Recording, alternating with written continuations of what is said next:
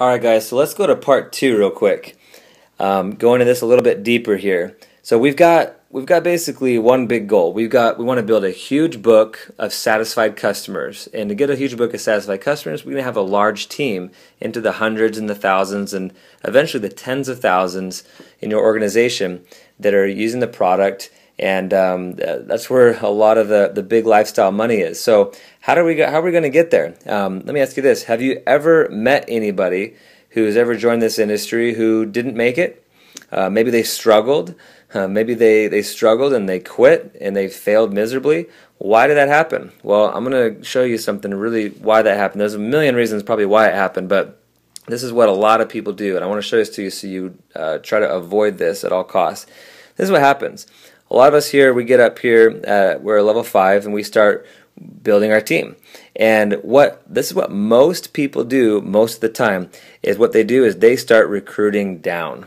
They start thinking, well, who do I know who needs this business? Who do I know that wants to make extra money? And that's all fine and dandy, but here's a trend that happens is they get in and they want to recruit a level 4 friend. They say, well, I'm going to call my friend, they've always kind of struggled for money. And that's all fine and dandy, but then they get in and they say, well, who do I know? Oh, I'm going to call my sister. She needs something to do with her life, and she doesn't really do much. Let's go ahead and get her. And then she gets in, she's like, well, I'm going to call my friend. She can't keep a job, so I'm going to call my friend who can't keep a job because she needs this. And then, oh, I'm going to call my friend because, she just needs to get out of the house. She has no friends, and this would just be really great for her. And pretty soon you're going to be dealing with people down here who it's just a struggle. Money's going to be an issue with all of them. They're going to be complaining. You have to pay to get in. Down here at the bottom, there's a lot of attitude of blame. There's low integrity. They don't keep appointments. They quit everything they've done. They're emotionally unstable. Bad work ethic. They're not self-motivated. They're full of excuses. They don't have a lot of faith. They lack leadership. They have a low level of influence. And the thing is, birds of a feather flock together. So trust me, I am not being judgmental to these type of people here. But what happens is there's just a lot of baggage sometimes with these type of people because of the self-confidence issues, and it bleeds over into other areas of their life. Their relationships are really, really rocky. They don't have any friends that trust them. Their health is bad. They have all those challenges. They don't have friends. Money's an issue. And they just have low influence. I am not in any way, shape, or form judging these people. Okay, we love these people. We all have these type of people in our life. But here's the truth. They're not going to be able to lead a team and help other people until they learn how to help themselves. And that's just the honest truth. Okay, there's a time in my life where I was probably a 2 on this scale. Okay, so if someone were to, does this mean that we don't call our friends down here? No, it doesn't mean that we don't call them and don't show it to them, because they may know somebody up here who's a lot more influential. One of your friends who's struggling might have a very successful brother or sister or mom or dad or uncle or neighbor that we can definitely get it to. So I'm not judging them. That's just the way it is. So this is what happens. A lot of people, they recruit down. And this is just, I'm going to call it the no fun zone. It's no fun. You're gonna want to probably quit every day. You have a big group of team like this where you're going to have a lot of excuses, a lot of issues. These people tend to be more projects and not so good of prospects, if that makes sense. So it's hard down here. So what is the point I'm trying to make? You want to recruit up. Okay, stay on your level and above. But then again, you never know who's really going to do it. Sometimes a dud can lead you to a stud. Sometimes this might be a link that can link you to one of the leaders. So you never know. We want to show everyone, but just use your judgment and show it to everybody. But stay on your level and above, because you might be saying, well, I'm a level 5. I'm not good enough to get one of these multimillionaires who owns a business, has great networks and great influence, and they can snap their fingers and get a house full of 20, 30, 40 people over and everyone's signing up. You're right. You may not be able to recruit that person yet. Okay? Once you go through more personal development and more experience, you'll eventually be able to get there. Like I said, I was at one point at 2, I was homeless. I mean, I was living out of my car when I first got started, borrowing, couch surfing. And, since I've learned a lot of this stuff over the years, I mean, I've recruited multimillionaires, I've recruited six-figure earners in this industry, I've recruited doctors and prominent people because I got better in the process. So, you might not be able to get a 10, but I tell you what, you could probably get a 6. And if this trend continues, if you can teach this philosophy in your team to recruit up, that 6 can get a 7, the 7 can get an 8, the 8 can get a 9, and that 9 can get a 10. And this is when, I would call this the fun zone. This is when the business is fun.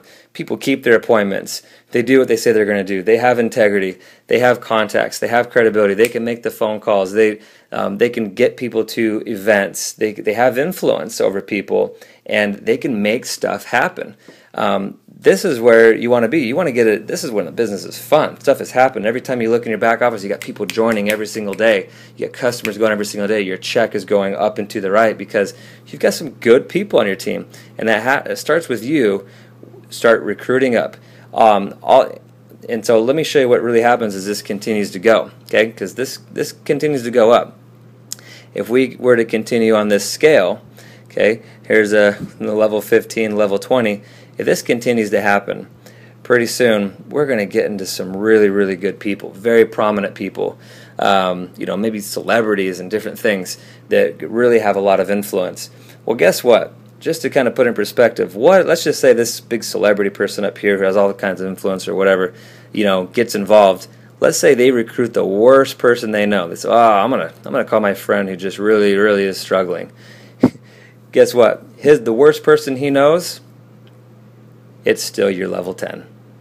Imagine having an organization where the whole organization is recruiting up, and you're having good people popping like popcorn all over your organization.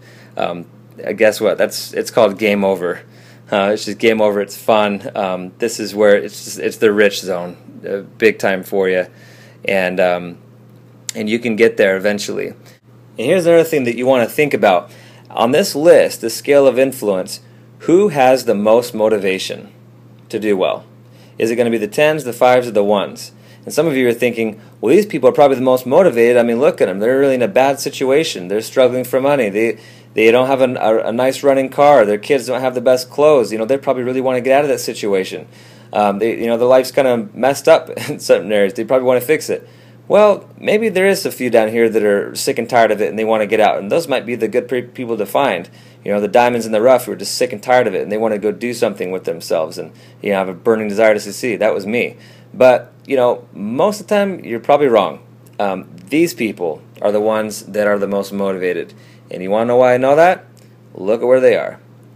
That's how come they got there. Okay, because they're motivated, they have a good work ethic and everything else. So just think about that as you're approaching people is, if someone down here, you approach them and they say no, okay, it's a no. If you approach them and they say no, it's a no.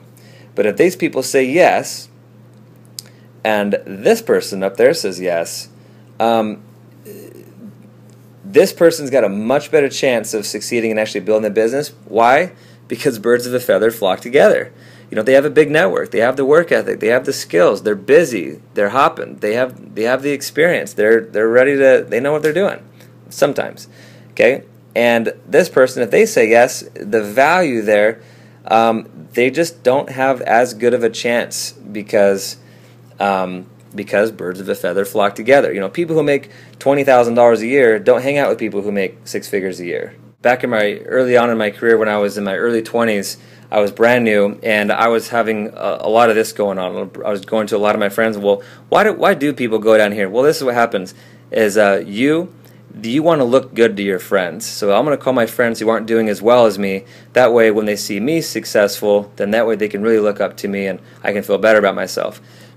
Forget yourself, and let's play yourself down and recruit up. Play yourself down, stroke the ego. Hey, I really need your help. Hey, you're doing better than me. Hey, I really want to get your opinion here. Get it up there. So I was talking with this guy who was kind of a mentor of mine for a little bit, and he now makes over $2 million a year in this industry. And I was asking him, I said, well, what do you do when you meet people who don't have the money? What do you say to them?